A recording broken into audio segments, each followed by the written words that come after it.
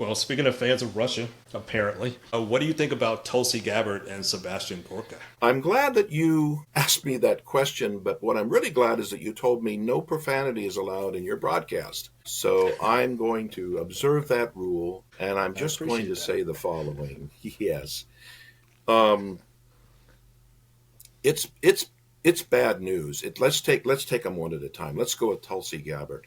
Tulsi Gabbard is seen by the Japanese media and by the Japanese officials here as either an witting or an unwitting asset of the Russian government. They don't tend to say which one of it is, but her behavior, her activity, her travel record, her pronouncements, all her connections, all of those issues, her being on an FBI watch list or a travel list of some type, also have ticked them off. But what really ticked them off was that she sent out a tweet criticizing Japan for rearming because in doing so, they were moving towards returning to imperial fascist Japan. And so here is our Director of National Intelligence designate being appointed by Donald Trump, who is telling Japan and South Korea to bear their own weight, to rearm, to build up so the U.S. can take off its burden a bit. And he's put in somebody who's saying that if Japan does that,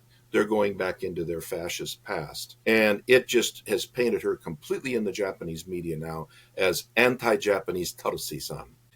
And so she has a very bad image here. I just don't see how, if she's director of national intelligence and that whole situation can actually cooperate so closely with Japan and our allies out here with that type of a nominee. So that's going to be an issue. I would hope that the Senate will precisely bring up the impact of her nomination, negatively speaking, to our good allies in the region. I'm sure she's just very popular in Beijing and Pyongyang and Moscow, but I don't think that really would be a good credential for us to have. I think the second person you referred to, if I correct, Melvin, did you say Hegseth, Pete? Hegseth? No, I said Oh, Sebastian Gorka. Oh, well, they don't. So he's kind of an unknown quantity out here. You might Google him in Japanese. You might see some reference or whatever. So it's not really known at this point. But they have been taking close note of the Trump nominees, and there are a few that they can work with.